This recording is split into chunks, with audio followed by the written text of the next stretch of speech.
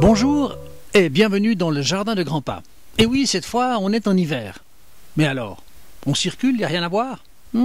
Pas si sûr. Mais où sont passés les animaux qu'on a observés il y a quelques mois? Comment survivre dans des conditions pareilles? Hiberner, c'est passer l'hiver en état d'hypothermie, c'est-à-dire avec la température du corps qui baisse beaucoup. Une petite lettre qui change et on a hiverné, c'est-à-dire passer à l'abri l'hiver, la mauvaise saison. Énormément d'invertébrés meurent en automne ou en hiver. Insectes, araignées, mille pattes et autres. Mais pas sans avoir laissé derrière eux des œufs, des larves ou des nymphes. Souvenez-vous des abeilles maçonnes qui, à côté de la ponte, avaient pris grand soin de remplir le garde-manger. On voit bien ici les entrées bouchées, maçonnées. Les nymphes hibernent là derrière et au printemps, les adultes sortiront. Les hôtels à insectes avec des caches variées permettent ainsi à bien des espèces de passer l'hiver. Chez les guêpes communes, seules les reines fécondées passent l'hiver à l'abri, protégées. Mâles et ouvrières meurent en automne. Les coccinelles trouvent un abri privilégié dans les pommes de pin. Regardez ce que j'ai trouvé en ouvrant la baie vitrée de la véranda. Hé hé, ben oui, bonne cachette. Et vous voyez que les coccinelles aiment bien hiberner en équipe. Allez, on se serre les coudes. Tout près, dans un autre profil, un autre groupe. Et si on y regarde attentivement, il y en a une qui bouge un peu. Il faudra donc vite refermer pour éviter qu'elle ne perde de l'énergie. Les mouches vivent quelques semaines, 1 ou 2 mois au plus, sauf lorsqu'elles sont amenées à hiberner. Mais parfois, elles se réveillent en plein hiver. Et qu'est-ce qu'elles font? Leur toilette.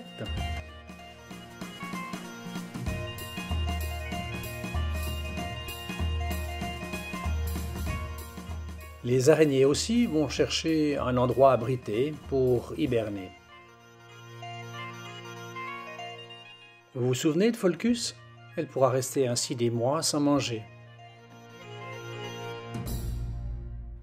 Débusquée, dérangée, une araignée va dépenser beaucoup d'énergie pour se mettre à nouveau à l'abri.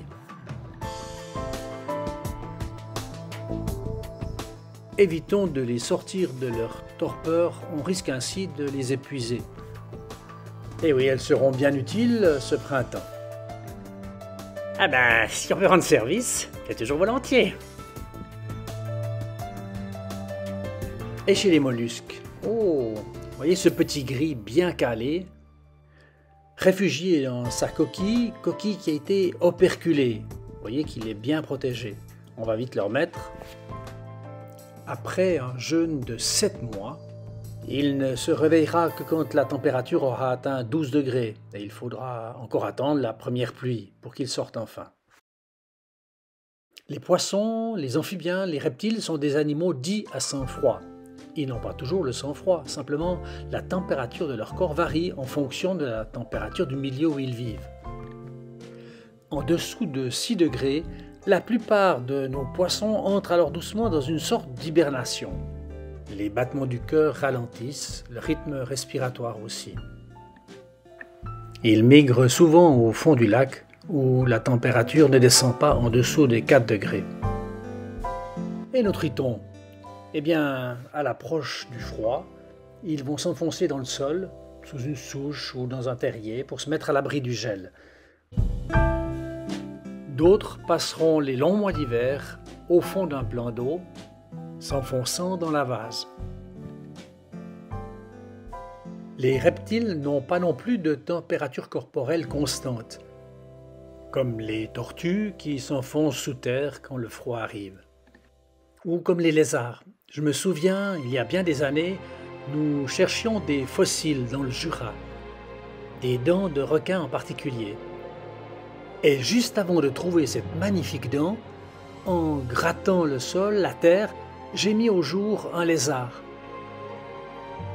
Animal aussitôt surpris et choqué d'être si brusquement réveillé de sa torpeur.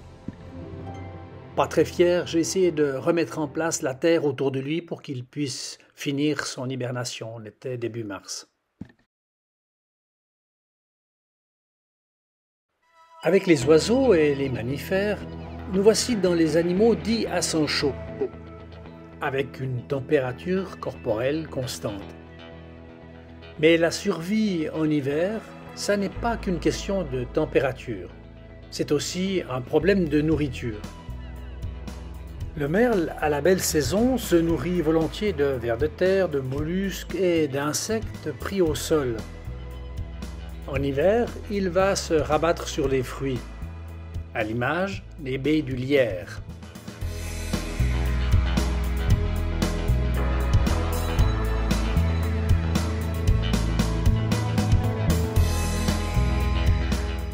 Il apprécie tout particulièrement les fruits tombés au sol, comme les pommes.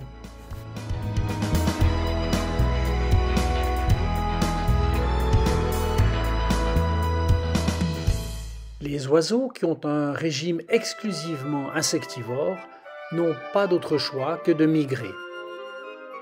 Ils prennent donc leur envol pour le sud, parfois ça peut être jusqu'en Afrique du Sud, comme pour les hirondelles par exemple.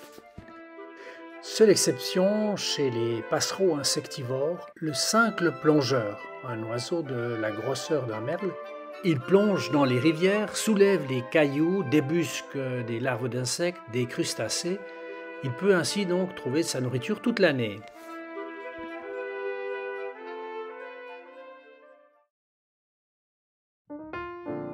Et la mésange charbonnière. En été, elle se nourrit d'insectes. En automne, en hiver, eh bien tout simplement elle va changer de régime. Elle devient alors granivore, vegan. Une petite minorité peut migrer.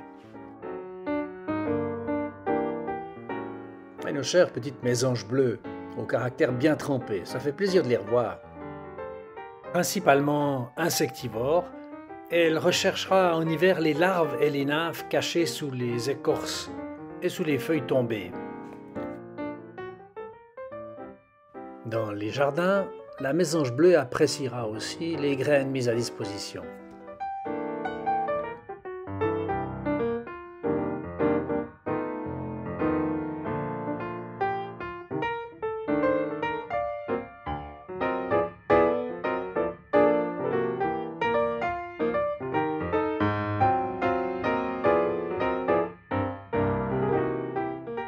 Le rouge-gorge a un bec fin, bien adapté pour saisir un insecte ou une petite baie, et pas tellement à broyer une graine de tournesol. Il choisira donc des petites graines. Solitaire, il ne quittera pas son territoire. Le rouge-gorge descend volontiers au sol pour se nourrir, retournant çà et là quelques feuilles mortes. D'autres, comme le tarin des zones, sont majoritairement granivores toute l'année. Un hôte d'hiver très irrégulier, surpris ici dans le jardin de Grandpa il y a bien des années, le superbe jaseur boréal. Le jaseur niche dans les forêts du nord de la Scandinavie et de la Russie. Certaines années, il vient chez nous pour passer l'hiver à l'abri.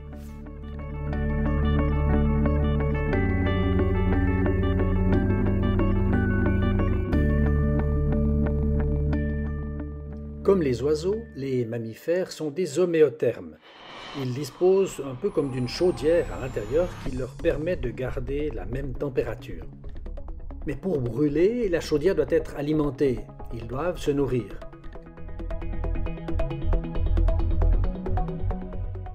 Les souris squattent souvent les maisons. Elles entrent dans les caves où elles peuvent passer l'hiver à l'abri et éventuellement trouver de la nourriture. Elles restent donc actives et n'hibernent pas, aux grandes dames des humains.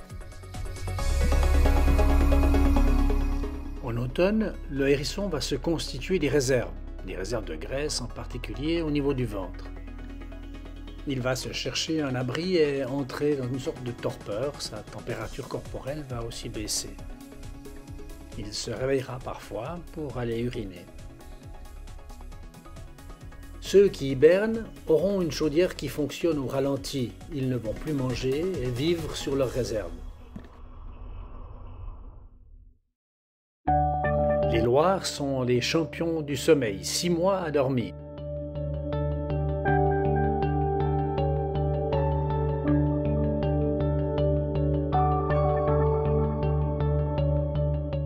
Oh là là, la saison est bien courte pour fonder une famille.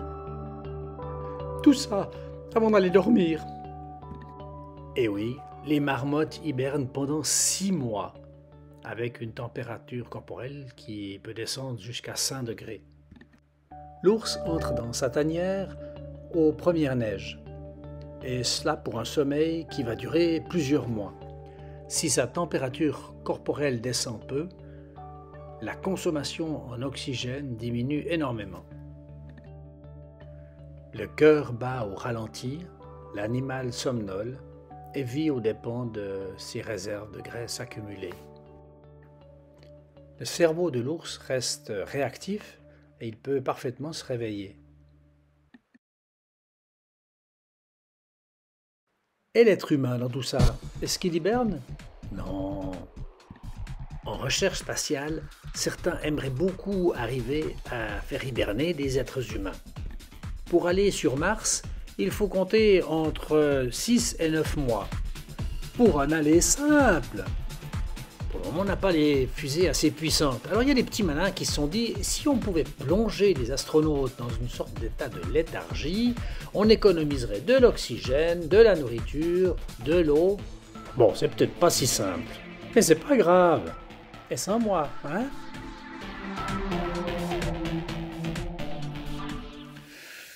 Dans la vie, il y a des saisons, et on se retrouve parfois en hiver. Des périodes où on aurait envie de se mettre en pause et de se réveiller quelques mois plus tard, au printemps. Mais n'est-ce pas l'occasion de faire le point, peut-être de se rapprocher de Dieu?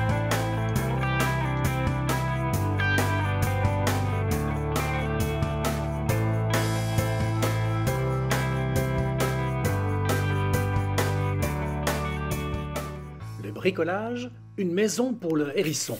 Pour ça, il nous faut une caisse, on la pose sur la tranche et on découpe une porte, l'entrée principale. On peut, c'est facultatif, renforcer les 2 poteaux de part et d'autre de cette ouverture.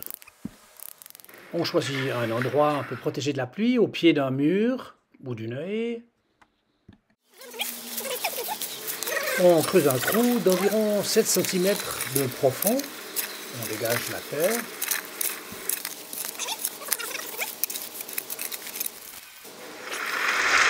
On remplit 2 feuilles mortes de foin.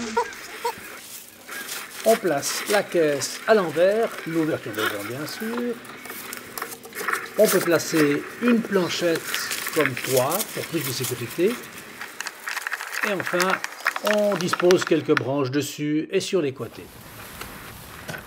Attention en hiver de ne pas le réveiller.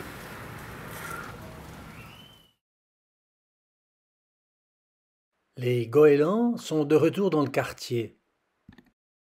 À la fin de l'été, après l'élevage des jeunes, ils s'étaient dispersés un peu dans toutes les directions.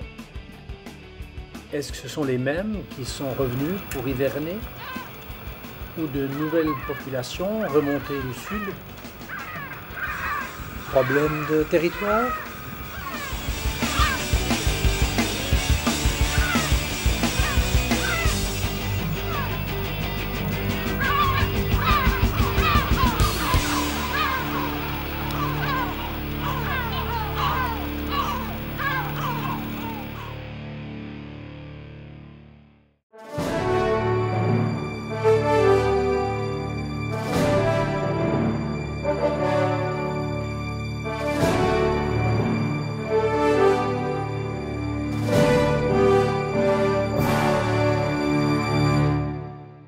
Alors, ça va, Macaille? Ah ben non, on se caille!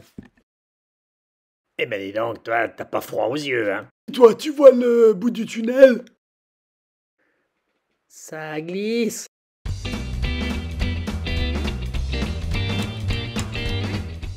c'est pas le moment de se casser la figure. Allez, une petite dernière. Hop là.